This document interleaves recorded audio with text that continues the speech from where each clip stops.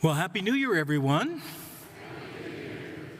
Now, today is the great feast of Epiphany, and we conclude the Christmas season. So it's our last chance to say Merry Christmas, Feliz Navidad, Maligayang Pasko. Last day to do that. And maybe during this Christmas season, you had the chance to journey to meet with family and friends to celebrate Christmas. Maybe family journeyed to your house. Well, today we journey with the three magi as they come in search of the Christ child. Now, my wife Celia and I tried to journey this year for Christmas to be with family, but we purchased tickets on Southwest Airlines. So, unfortunately, we didn't make it, but we're already making plans for spring break to be with the Grands. Today's Feast of Epiphany is one of the most beautiful in our church calendar. Why? Because Christ came to save all people. That's what Epiphany is about. He came to reveal himself not only to Israel, but to all the world, Jew and Gentile. That's why today's psalm says, "Every nation on earth will adore you." It's interesting, but Jesus' birth was mostly unnoticed by his own people, unnoticed by the political and religious leaders of his time. It was the Magi, these foreigners or Gentiles, that understood. And they can teach us 5 steps or 5 spiritual principles that led them on their journey of the first Christmas and maybe can lead us through ours in this new year. Who are these mysterious figures from the East? Some translations say that they were magicians, others astronomers, and others kings. The Gospel of Matthew only refers to them as magi, wise men. These wise men took time to see the signs of God's presence in the stars, in the writings of the prophets, and in the world around them. They were attentive. So the first spiritual principle is be attentive. Be attentive to the signs and the presence of God in your life and all around you. Can you guess why that is so difficult? Partly because we are distracted by the busyness of our lives. There's this little electronic device that keeps buzzing in our pockets and purses, amongst other things that vie for our attention.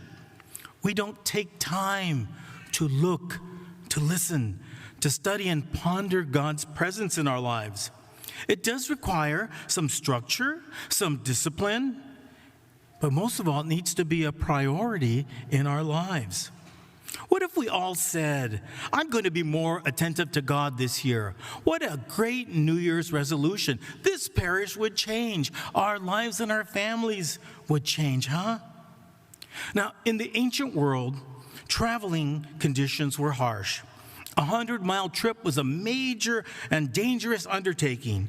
You had to deal with weather, robbers and thieves, wild animals. There were no lights along the road. There were no convenience stores. Trips like 100 miles could take days or even weeks. The second spiritual principle, when you've seen the sign and felt the tug or had that aha moment, move, act. I think most of us have these moments of encounter in our lives, these moments of light. But what do? We become complacent. We don't move. We don't act. And whenever God tries to wake us up, we reach out and push the snooze button. Lord, I'm so comfortable here. Later. You know what the devil's favorite word is? Mañana, tomorrow. You know, they say that you don't know you're asleep until you've been awakened. Another good question for us to ask ourselves today is, how awake are we to the things of God? When the Magi arrived in Jerusalem, they went straight to the palace of King Herod. Where else would you go in search of a king? There, King Herod tells them, when you find the newborn king, come back and report to me so that I may go do him homage also. Now, is Herod serious? Is he sincere? Absolutely not. Remember, this is the same guy that had his brother and 2 sons killed because he thought they were a threat to his kingship. So the third spiritual principle, like the Magi, expect opposition. When we're in darkness, when we're lost, when we're confused, there's no opposition. It's when we try to step out of the darkness into the light that the battle begins. Isn't it true? We've all had that experience. Consider New Year's resolutions. Today's January 8, and how many of us have already given up our resolutions? And how many of us didn't even bother to come up with one? Recognize that in our journey, there will be opposition. There will be obstacles. Expect them. The Magi followed the star till they came to the place where the child Jesus was found with Mary, his mother. They were probably surprised and even stunned by what they found.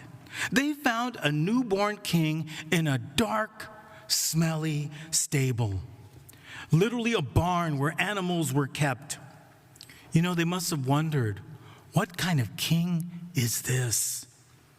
There they prostrated themselves before him and they worshiped him.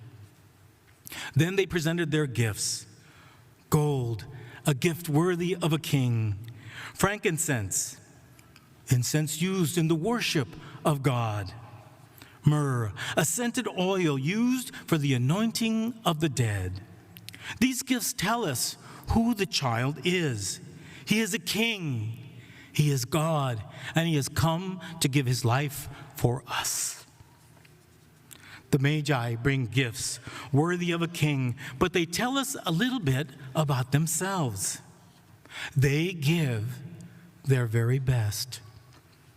The fourth spiritual principle: give Christ your best. Bring to him the very best that your heart has to offer. I believe that each of us here give God of our time, our talent, and our treasure. You're here, you have your envelopes.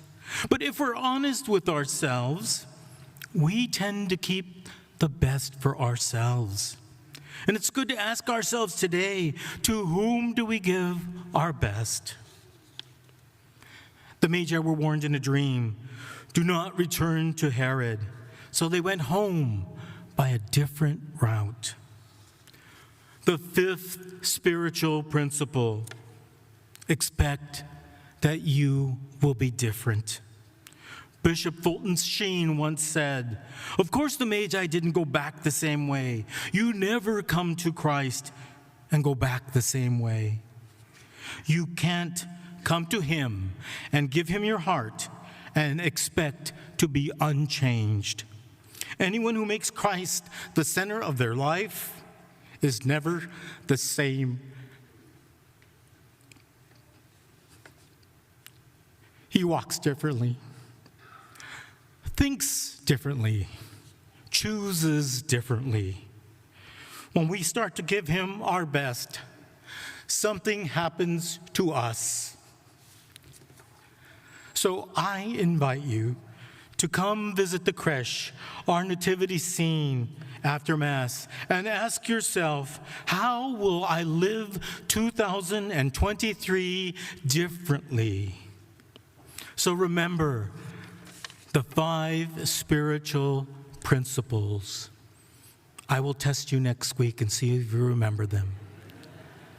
Number 1, be attentive to the presence of God in your life. Number 2, move when you hear his voice.